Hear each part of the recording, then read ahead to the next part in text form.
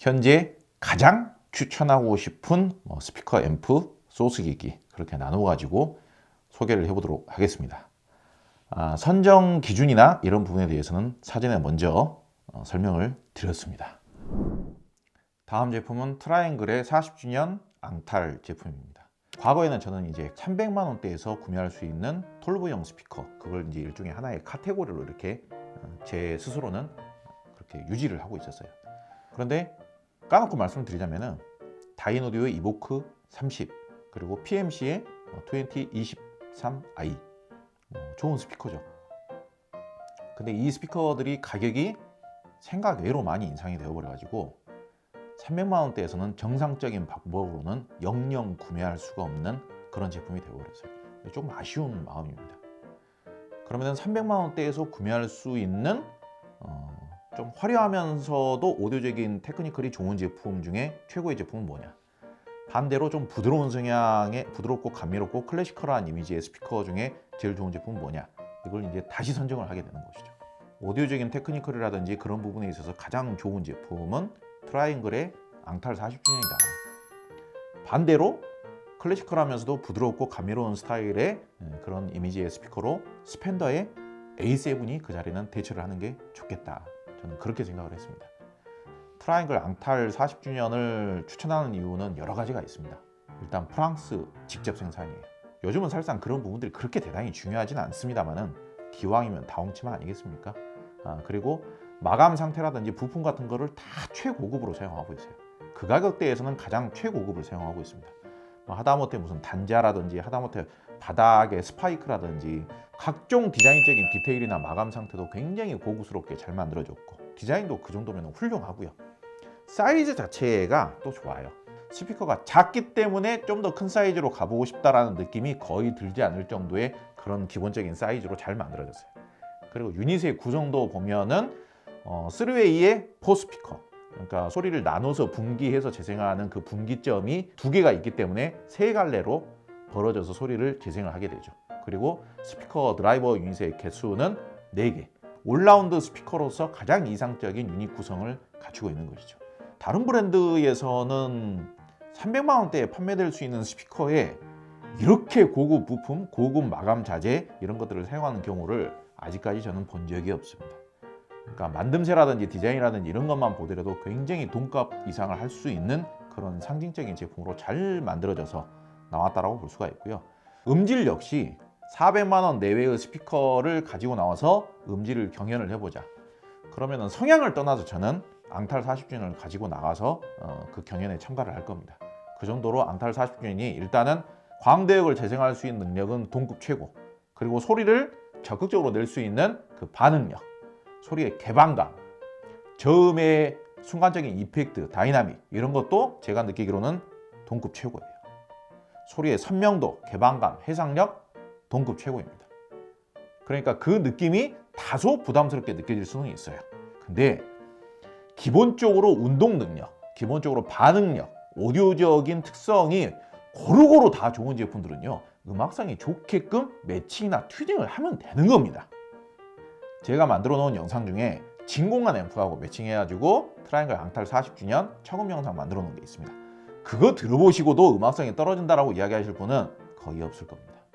자부드립니다만은 아직까지 그 정도로 가성비 좋으면서 만듦새도 좋고 프랑스에서 직접 생산하고 하이엔드적인 사운드에 근접하면서 그 정도로 좋은 사운드를 내는 스피커를 아직까지 본 적이 없습니다.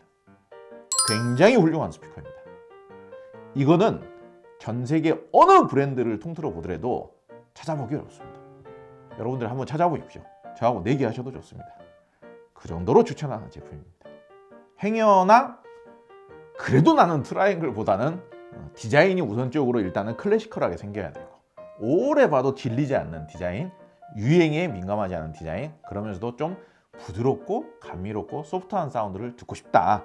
그러면은 일단 300만 원대에서는요, 스펜더 A7 한번 보시고요. 가격이 400만 원대로 올라가더라도 괜찮다라면은 다이노디오 이보크 시리즈. 그리고 박스형 스피커 괜찮다. 그러면은 오히려 또 가격이 더 비싸지는데 그라함의 55/9 이런 스피커들 권장을 드리고 싶습니다. 다음 추천 스피커는 파인오디오의 빈티지 클래식 10과 빈티지 클래식 12를 추천하고 싶습니다. 얼마 전에 리뷰는 빈티지 클래식 10으로 리뷰를 했습니다. 그런데 빈티지 클래식 12, 그러니까 12인치 버전이죠. 12인치 버전이면서 좌우 폭이 더 넓어지기 때문에 완전히 이거는 괴짜경이 되는 거예요. 과거에는 그 정도 부피의 괴짜경 스피커를 구매를 하려면은 무조건 1000만 원이 넘었거든요. 근데 빈티지 클래식 12가 실 구매 가격이 1000만 원 언더예요. 그러니까 대체가 안 되는 거예요. 이런 느낌으로. 대체가. 빈티지 클래식 10이 공식 소비자 가격이 뭐 한 900만 원인가 하죠. 그럼 그거보다 좀 더 싸게 살 거 아닙니까? 빈티지 클래식 10하고 빈티지 클래식 12하고 가격 차이가 200만 원 차이밖에 안 나요. 그러니까 빈티지 클래식 10이 됐든 빈티지 클래식 12가 됐든 사실상 가격적인 부담이 그다지 크지 않은 거예요. 근데 생각을 한번 해보세요. 저는 항상 대체가 불가능한 제품인 경우에 좀 더 적극적으로 추천한다고 말씀드렸습니다. 이 정도 부피에 좌우 폭이 45cm 그리고 빈티지 클래식 12면은 훨씬 더 넓어지겠죠. 그렇게 좌우 폭이 넓다, 전면 배풀이 이렇게 넓다라는 것은 그만큼 그윽한 소리를 내준다는 이야기예요. 좌우 폭이 넓다라는 것은 그만큼 우포 유닛이 넓다라는 이야기고요. 우포 유닛이 넓으면은 그 우포 유닛보다도 더 반경이 좌우 폭이 넓은 배풀을 가지고 있다는 이야기예요. 전면 배풀을. 그러면 전면 배풀에서 울려져서 나오는 소리의 울림이 슬림한 스피커라고는 게임이 안 되는 거예요. 그럼 비교가 불가능한 거예요. 슬림한 스피커는 슬림한 스피커 나름대로 장점이 있는 거고 전면 배풀이 넓은 스피커는 또 전면 배풀이 넓은 사운드의 차별화된 사운드를 재생하는 거거든요. 슬림한 스피커가 전면 배풀이 넓으면서 대형 우포 유닛이 탑재된 스피커만큼 근사하고 그윽한 사운드를 흉내를 낼 수가 없어요. 그러니까 대체가 불가능한 겁니다. 그러니까 빈티지 클래식 10만 하더라도 저는 가격이 그다지 비싸지 않다고 생각하고요. 빈티지 클래식 12면은 12인치 우포 유닛을 탑재를 하면서 대형 괴짜경 스피커가 되는 거예요. 그런데 가격은 1000만 원이 안 넘어요. 거기에다가 에너지 조절 노브가 있고 프리센스 조절 노브가 있어요. 그것만 또 잘 이렇게 조절을 해주면은요, 공간에 맞는 마치 오토 룸 세팅과 비슷한 느낌의 음질 조절이 가능해집니다. 그리고 과거에 그냥 클래시컬한 빈티지 스타일의 스피커들하고는 다르게 해상력도 매우 훌륭해요.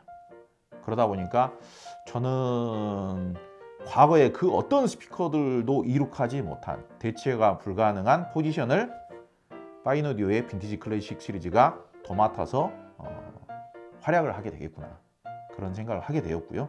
여러분께서도 한번 그 제품을 테스트를 해보시거나 착용을 해보시고 개인적으로 그런 평가들을 좀 해주시면 재밌지 않을까, 그런 생각을 해봅니다. 네, 다음 제품은 베리티 오디오의 라크미라는 스피커와 오델로라는 스피커입니다. 베리티 오디오는 국내에서 제가 아무래도 제일 앞장서서 추천을 했죠.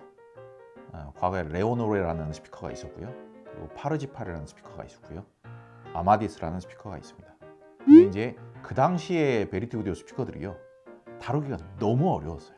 베리티 오디오의 상위 기종 스피커들의 특징이 중고음부와 저음부가 인클로저가 분리가 되어 있다는 게 특징이죠. 그러다 보니까 중고음부와 저음부의 사운드 밸런스를 맞춰주는 게 너무 힘들었어요.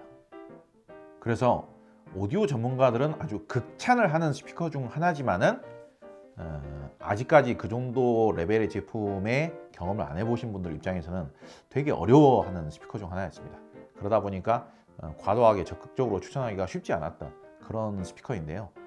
최근에 이제 신제품으로 라크미라는 제품이 나오고 오델로라는 제품이 나왔어요. 오델로라는 제품은 레오노레와 파르지파르의 사이에 있는 스피커인데, 확연히 달라진 점이라면 구동이 쉬워지면서도 중저음이라든지 소리의 전체적인 에너지감, 소리의 볼륨감, 소리가 이제 시원스럽게 이렇게 팡팡 나와주는 느낌, 그런 느낌이 구형에 비해서 훨씬 더 쉬워졌어요. 저음의 에너지감이라든지 저음의 그런 바디감이라든지 골격감이라든지 이런 것들이 너무 쉽게 잘 나와요. 그러다 보니까 훨씬 더 올라운드적인 특성이 된 거죠. 그러니까 이 올라운드적인 특성이 됐다라는 것은 호불호가 있을 수 있는 겁니다. 그러니까 이제 좀 더 쉽게 사운드를 만들고자 하시는 분들에게는 장점이죠. 훨씬 더 소리가 쉽게 만들어지고 구동도 쉽고 앰프를 저렴하게 사용을 해도 좋은 사운드가 어느 정도 80점 이상의 사운드는 금방 만들어지니까. 그런데 예컨대 파르지팔이라든지 레오노르라든지 이런 스피커하고 비교를 했을 때 이 스피커가 95점 이상의 사운드가 만들어지느냐, 그렇게 봤을 때는 또 호불호가 좀 있을 수 있는, 그러니까 그렇게 쉽게 만들어진 사운드 자체가 95점 이상의 사운드는 아닌 것 같더라. 그러면은 더 투자해야 되는 거죠. 더 투자하면 만들어집니다. 근데 저는 오델로도 상당히 좋은 스피커죠. 오델로는 기본적인 디자인 자체가 베리티 오디오 특유의 이 사다리꼴로 마르모꼴로 이렇게 만들어진 스피커고, 상단하고 하단이 분리가 되어 있는 그런 전통적인 설계 방식으로 만들어진 스피커이기 때문에 진정한 베리티 오디오를 사용을 해보고 싶다 그러면 오델로가 좀 더 맞는 거이긴 한데요. 좀 더 무난한 가격으로 중저음이 좀 풍성하게 나오면서 소리의 톤 자체가 너무 하이톤이 아니면서 좀 밑으로 다운이 되어 있으면서 느긋하고 풍족한 사운드가 나오면서 듣기 편안한 사운드, 그렇지만은 베리티 오디오 특유의 그런 촉촉하면서도 이렇게 넓게 이렇게 쫙 펼쳐지는 듯한 그런 중고음도 같이 듣고 싶다 그러면 라크미라는 스피커를 도전해 보시기 바랍니다. 라크미 스피커가 아마 아직까지 경험이 없으신 분들, 그런 분들 사이에서는 에이 무슨 소리야, 베리티 오디오는 그래도 이렇게 상단하고 하단 분리되어 있는 이렇게 마르모결 스피커를 써야 진정한 베리티 오디오지, 이렇게 말씀하시는 분들이 많으실 거예요. 근데 이제 그분들은 라크미를 아직 안 써보셨으니까. 1,500만 원 언더에서 구매할 수 있는 스피커 중에 가장 음악적인 스피커가 뭐냐라고 했을 때는 저 같은 경우에는 라크미가 되지 않을까, 저는 그렇게 생각을 합니다. 다음 스피커는 포칼 소프라 시리즈와 스칼라 유토피아를 한 번에 추천을 하도록 하겠습니다. 순서상으로는 좀 밀리긴 했습니다만은 여전히 국내에서 이 스피커들과 유사한 가격대로 가장 많이 팔리고 있는 스피커가 스칼라 유토피아와 소프라 시리즈일 겁니다. 근데 이제 어찌됐든 소프라 시리즈나 스칼라 유토피아가 국내에서 인정을 받고 있다는 것은 제가 굳이 설명을 하지 않더라도 실제 소비자 여러분들께서 증명을 계속 해주고 계세요. 특히 이제 소프라 1, 2, 3 동급 내에서 최고 가성비에 현존하는 대체가 불가능한 스피커라고 할 수 있겠죠. 저는 이런 오디오적인 특성, 오디오적인 쾌감, 이런 특성으로 최고의 스피커를 꼽으라고 한다면은 국내 실판매가 기준으로 소프라 시리즈와 모니터 오디오 플래티넘 시리즈 둘 중에 계속 고민을 하게 될 것 같아요. PL 203세대와 소프라 2가 실판매 가격이 비슷해진 상태고요. 소프라 3와 PL 300 시리즈 3가 가격이 얼추 비슷해진 상태입니다. 아마 오히려 PL 300이 약간 더 이제 비싸졌을 겁니다.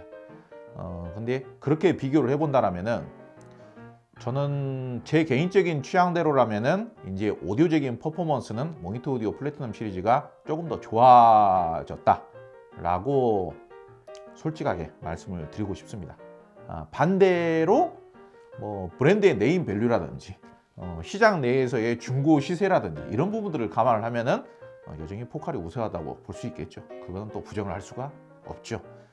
그리고 가격이 같다고 하더라도 이제 스피커의 사이즈, 디자인 이런 부분에 있어서도 포칼 소프라 2가 여전히 더 낫다라고 볼 수 있을 것 같고요. 그런데 꼭 관심이 있으신 분들께서는 포칼 소프라 시리즈와 플래티넘 시리즈 한번 비교는 한번 해보시기 바랍니다. 음질적으로는 분명히 호불호가 갈릴 수 있는 부분이 있고 그렇기 때문에 직접 청음을 해보시면 답이 금방 나오겠죠. 다만 여전히 포칼 소프라 시리즈는 여타의 다른 브랜드에서는 범접할 수 없을 정도의 실판매 가격 기준 어마어마한 가성비를 아직까지도 여전히 구가를 하고 있다, 유지를 하고 있다. 그 점에 있어서 뭐라고 흠집을 잡을 수가 없어요.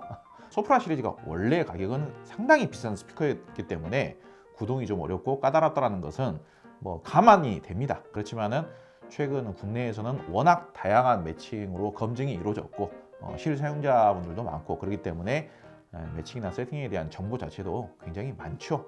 그렇기 때문에 보편적으로 가장 인기가 있는 스피커가 포칼 소프라 시리즈와 스칼라 유토피아가 맞다, 그렇게 생각을 합니다. 포칼 상위종, 정기종을 다 넣어야 된다라는 그런 일종의 의식, 그런 거를 가지고 있지 않았었는데 포칼 칸타 2도 지금 보니까 다 들어갔어요. 오히려 저는 포칼 칸타 2를 되게 좋아하는 입장이긴 합니다. 왜냐? 포칼 칸타 2가 앰프를 세게 못 쓰시는 분들, 공간이 그다지 넓지 않은 분들, 오히려 소프라 2보다 칸타 2가 더 좋을 가능성이 높습니다. 칸타 2의 판매 가격을 생각을 한다면은 이 또한 비슷한 가격대에서 경쟁 상대를 찾아보기가 너무 어렵다. 솔직히요, 제가 포칼 편을 꼭 그렇게 들고 싶은 생각이 별로 없어요. 정말로. 왜냐? 너무 포칼 일변도니까. 너무 포칼 위주니까. 그렇기 때문에 굳이 저까지 포칼 위주로만 설명을 하고 추천을 하고 그러지 않아도 될 것 같아, 이런 생각을 하고 있는데, 정말 냉정하게 따져보면요, 포칼 칸타 2, 소프라 2, 스칼라 유토피아, 혹은 이제 북실로프 스피커로는 칸타 1, 소프라 1, 디아블로 유토피아. 디아블로 유토피아는 좀 비싸긴 하죠. 그런 식으로 봤을 때 경쟁 모델을 진짜 찾아보기 힘들어요. 북실로프 스피커도 소프라 1 비슷한 가격대에서 경쟁 모델 찾아보기 힘들어요. 딱 하나, 모니터도 플래티넘 시리즈라니까요.